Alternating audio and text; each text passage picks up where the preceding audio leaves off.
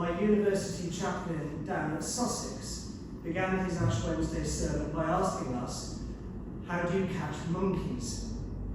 And he told us of an old technique for catching monkeys. You get a really heavy, clear glass decanter, you know, one of those ones with a big, wide base, but then a very narrow neck, containing normally all those things we're going to give up during Lent.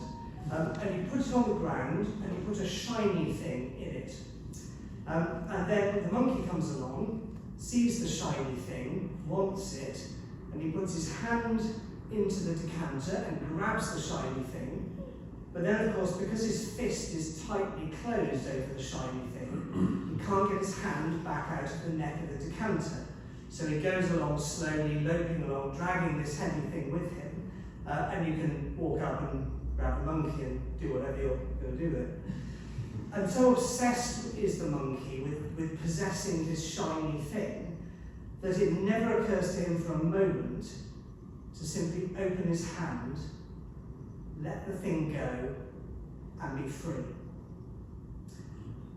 And Lent, we were told in that sermon, is the season where we identify the shiny things in our own lives and learn to let them go.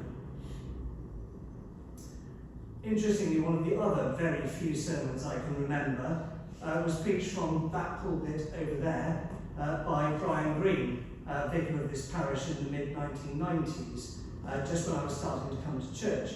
He preached on today's Gospel reading from St. John. I can't remember whether it was Ash Wednesday or whether the reading had just rolled around in the usual course of things.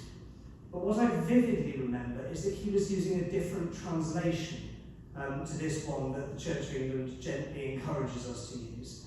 And whatever translation it was, the final line of today's Gospel reading was rendered like this. Jesus said, "Nor do I condemn you. Go your way and leave your life of sin." Go your way and leave your life of sin.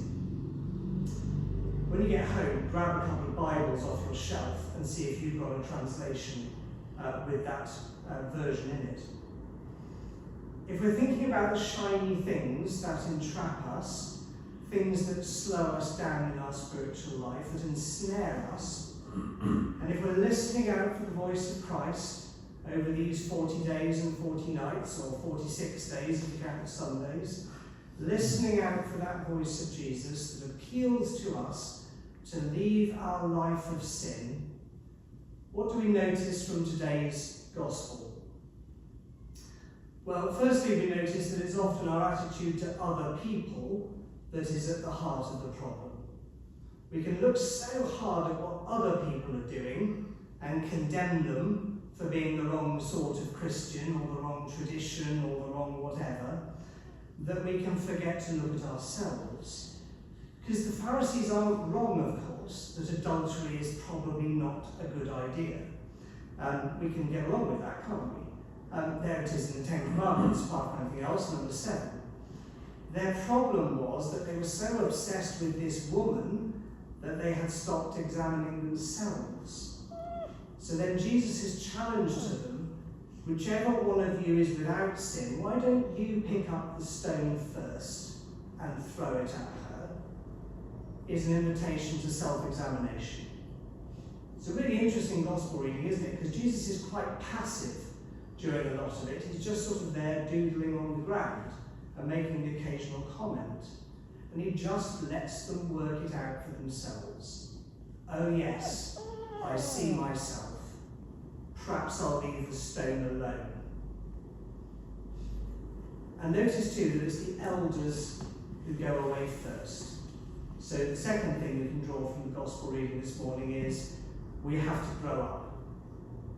The Christian journey is supposed to be a lifelong journey into maturity. We get better at it, hopefully, every day, every Sunday, every Lent. We get a little bit less terrible at following Christ. We are called to mature. We have the capacity to learn.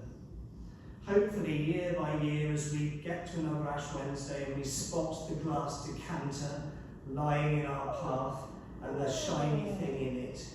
We need to recognise those shiny things that have the capacity to ensnare us and to trap us and to slow us down.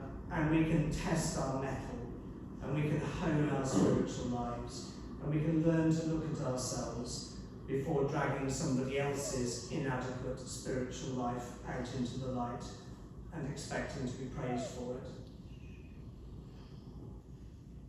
Jesus, writing in the dust, looks up at his battered creation, at his broken church, and he invites us to go our way and leave our life of sin.